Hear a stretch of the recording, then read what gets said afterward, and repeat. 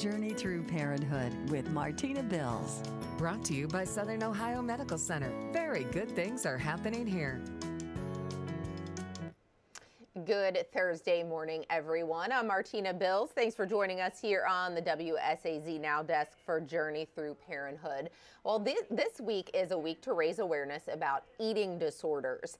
And it's one of those things that some people have a hard time talking about it. It is sometimes hard to understand. There are many misconceptions about disordered eating. And the Academy of American Pediatrics says that 28% or 28 million Americans rather will experience an eating disorder at some time in their life. So we are talking with Dr. Jessica Luzier with the WVU Disordered Eating Center in Charleston about treatment and some of those stigmas and misconceptions about disordered eating. I think the most common misconception about eating disorders is who is impacted by eating disorders. So we know that around 10% of the US population will meet criteria for an eating disorder at some point in their lives, and that eating disorders don't discriminate. So they affect people of all ages, genders, socioeconomic statuses, races, ethnicities, and most importantly, they impact people who are living in all different body sizes. So you can't look at somebody and immediately determine that they may be struggling with an eating disorder. Mm-hmm.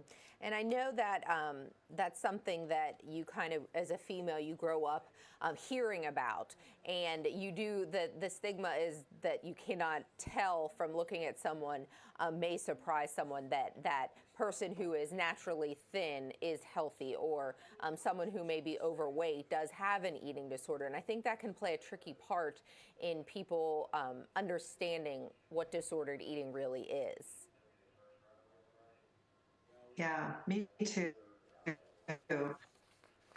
There are so many myths about who might be struggling with an eating disorder.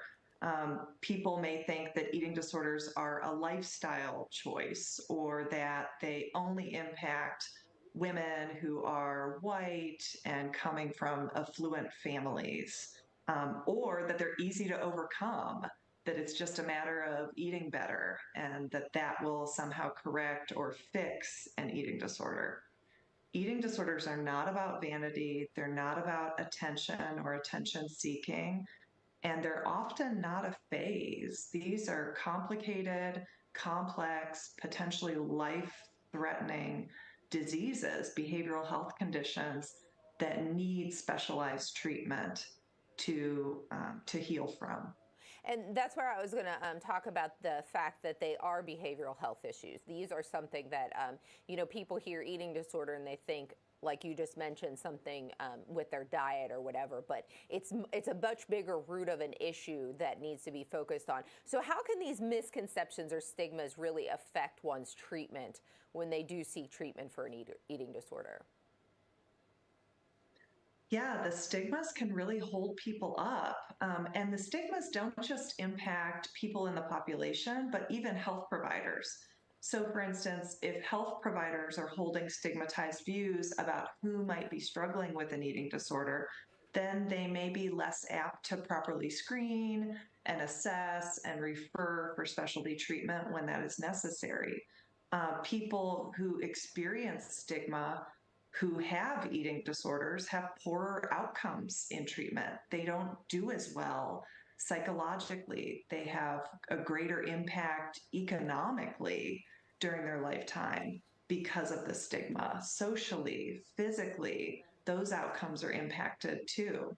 It can cause people to judge or blame or even isolate a person who really needs help and support for a disease like this, and it can decrease people's willingness to access care or fully engage in the care that they need to. This week, where we are spreading awareness about eating disorders, It would be nice to see more awareness, not just for 1 week. So you, as someone who works with disordered eating on a daily basis, this is what your livelihood is, to help these people. What would you say during this kind of week, just a message to people out there, whether they're suffering or they know someone suffering? To please reach out and access support. The first step is to meet with your medical or health professional. For kids, that's usually a pediatrician. For adults, your general practitioner. And certainly, if you are struggling with disordered eating, there are treatments that are effective and there are cures.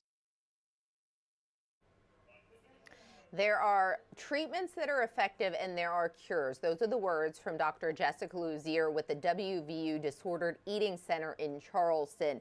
Disordered eating, she says, is a very complex behavioral health issue, and specialized treatment is required to help people heal from their eating disorder. The number on your screen, 304-388-1000, is the WVU Disordered Eating Center in Charleston. I'm going to show you their website. You can find more information about how you can get in touch with their specialists there. Jessica says the first person to contact is your primary care physician, whether that's your child's pediatrician or you as an adult, your regular primary care physician. And then if you need to continue on and get some specialized treatment, the WVU Disordered Eating Center of Charleston is there to help. And this is something that there are team members, there's psychologists, there's social workers, dietitians, physicians who help someone with an eating disorder. And as Jessica pointed out, disordered eating is not something that it has a lot of stigmas, a lot of misconceptions about disordered eating. It's not just specifically what your body looks like.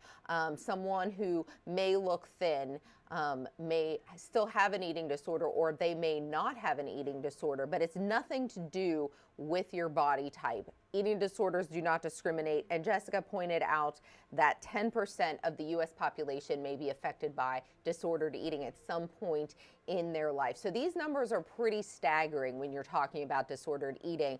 And next week, I'm going to continue here on Journey Through Parenthood with my segment with Jessica Luzier at the WVU Disordered Eating Center of Charleston to talk about how adolescents are dealing with eating disorders and the stigmas and the misconceptions because of social media. Social media plays a huge role in everyone's life these days, specifically our teenagers, our adolescents, our young adults, even preteens, children. And Jessica kind of touches on that and how social media has played a role with disordered eating, and really how that kind of sparked more of an issue since the COVID pandemic, when people were really scrolling and addicted to their phones. And these days, it's hard to keep your kids off social media, teens especially. So that does play a role when we're talking about disordered eating. So we're going to continue our conversation with Jessica Luzier on Monday here on Journey Through Parenthood. If you want to reach out to me with a story idea for Journey Through Parenthood, you can always find me on social media, or you can send me an email here at the station, and maybe we'll feature your story here on the WSAZ Now Desk. We're here every Monday and Wednesday at 10 o'clock. I know today is Thursday, but yesterday we had a first alert weather day and a lot of moving parts with weather, so we delayed till today. So we're thanking you for joining us, and we'll see you back here on Monday at 10 o'clock.